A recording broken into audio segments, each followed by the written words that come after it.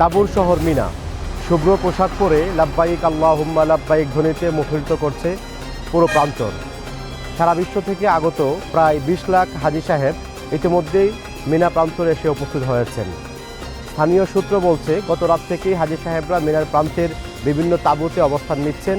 আজ সকাল পর্যন্ত হাজী সাহেবগণ মক্কা, আজিজিয়া কিংবা শীর্ষা এলাকার বিভিন্ন হোটেল থেকে বের হয়ে তারা মিনা প্রান্তরে এসে উপস্থিত হচ্ছেন।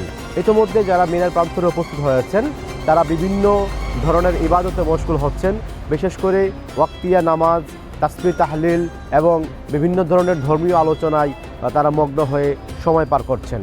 সর্বশেষ তথ্য অনুযায়ী বাংলাদেশ থেকে ৭৯,১৬৪ জন হজযাত্রী ইতিমধ্যে মক্কায় এসে পৌঁছেছেন। এর মধ্যে ২৮ জন মৃত্যুবরণ করেছেন, তার মধ্যে ১৯ জন পুরুষ, ৯ জন মহিলা।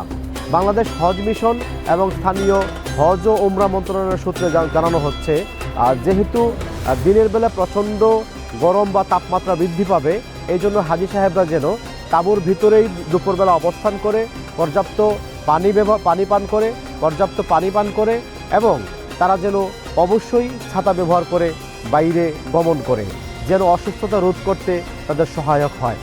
আমরা যতদূর জানি মিনা মূলত তাঁবুর শহর। এখানে হাজী সাহেবরা জিলহজ মাসের ৮ তারিখ উপস্থিত হয়ে থাকেন। আজ সারাদিন হাজী সাহেবরা এখানে ইবাদত বন্দগিতে সময় পার করবেন। বিশেষ করে আজ জোহরের নামাজের পর, জোহর থেকে নিয়ে আগামীকাল ফজর পর্যন্ত ৫ ওয়াক্ত নামাজ মিনার প্রান্তে পড়া হচ্ছে সুন্নাহ। তারপর আজ সন্ধ্যা থেকে অথবা আগামীকাল সকাল থেকেই হাজী সাহেবরা আরাফার উদ্দেশ্যে রওনা করবেন। কেউ কেউ আগামীকাল সকালেও আরাফার দিকে রওনা করে থাকবেন। মূলত জিলহজ মাসের ৯ তারিখ আরাফার মাঠে উপস্থিত হয়ে ইবাদত বন্দেগী করা, আরাফার মাঠে অবস্থান করা হজের অন্যতম ফরজ। সেই লক্ষ্যে সমস্ত হাজী সাহেব যারা সারা বিশ্ব থেকে যারা এসেছেন, সৌদি আরব থেকে যারা হজ করছেন, প্রত্যেকেই জিলহজ মাসের ৯ তারিখ অর্থাৎ আগামীকাল তারা আরাফার ময়দানে উপস্থিত হবেন। আরাফার ময়দানে উপস্থিত হয়ে আরাফার খুতবা শুনবেন। মসজিদে নামিরায় জোহর এবং আসরের নামাজ একত্রে পড়বার চেষ্টা করবেন। আমরা যতটুকু জেনেছি, এবছর আরাফার মসজিদে নামিরা থেকে হজের খুতবা প্রদান করবেন মসজিদে নববীর প্রবীণ খতিব ডক্টর আলী ইবনে আব্দুর রহমান আল হুজাইফি। তিনি মসজিদে নববীর প্রবীণ খতিব এবং একজন শীর্ষস্থানীয় ইসলামী স্কলার। এবছর হজের খুতবা প্রায় ৩৮টি ভাষায় ভাষান্তরিত হয়ে সারা বিশ্বের মানুষের কাছে ছড়িয়ে দেওয়া হবে। বাংলাদেশের বাংলা ভাষাভাষীদের জন্যও এবছর হজের খুতবা ৪ জন বাংলাদেশি সৌভাগ্যবান তরুণ হজের খুতবা অনুবাদ করে বাংলাদেশি মানুষের জন্য শ্রবণ করার সুযোগ করে দেবেন। আরাফায় ৯ জিলহজ অবস্থান করার পর মাগরিবের নামাজের পর সূর্য অস্ত যাওয়ার পর হাজী সাহেবরা রওনা করে চলে যাবেন মুজদালিফায়।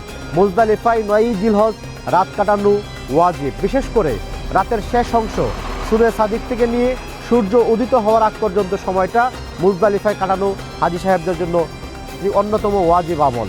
তারপর ১০ তারিখ ১০ই জিলহজ সকালবেলায় ভোরেই হাজী সাহেবরা রওনা করে চলে যাবেন জামারার উদ্দেশ্যে।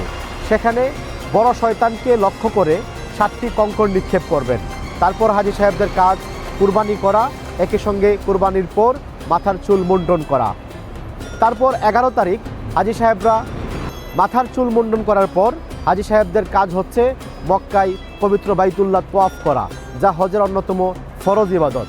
এই ইবাদত 10ই জিলহজ করা যায়, 11 জিলহজ করা যায়, আবার চাইলে 12 জিলহজও করা যায়। হাজী সাহেবদের অনেকেই 10ই জিলহজ মক্কায় গিয়ে কাবাগর তোয়াফ করবেন, অনেকে আবার জামারায় পাথর নিক্ষেপ করে ফিরে আসবেন মিনার তাঁবুতে।